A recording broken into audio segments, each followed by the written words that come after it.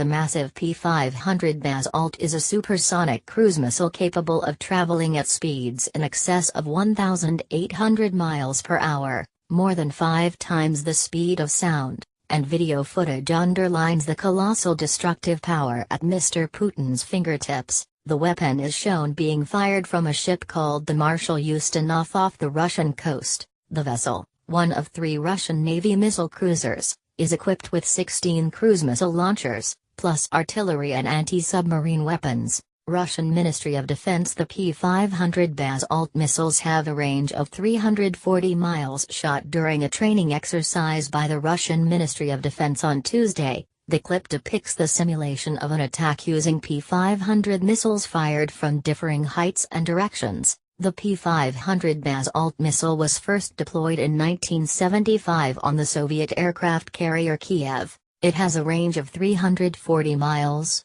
and can also be equipped with nuclear warheads. The display will do little to ease tensions in the wake of the apparent chemical gas attack on the city of Douma by forces of Russian-backed Syrian President Bashar al-Assad, which resulted in 70 deaths, many of them children. U.S. President Donald Trump indicated earlier this week that the U.S. would be taking military action against Mr. Assad's regime in response to the atrocity. Russian Ministry of Defense. The missiles are capable of carrying nuclear warheads, and British Prime Minister Theresa May is believed to be ready to participate in strikes on the country without first consulting Parliament on the matter, but both Russia and Syria dispute the reality of the attack, claiming victims appearing in footage in its aftermath were in fact actors. Russian Defense Ministry spokesman General Igor Konashenkov ever went as far as to say, "We have evidence that proves Britain was directly involved in organizing this provocation."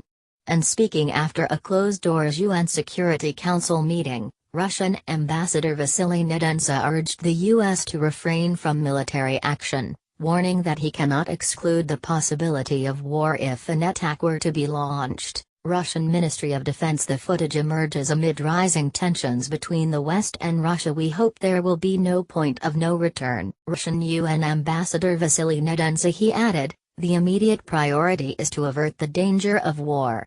We hope there will be no point of no return."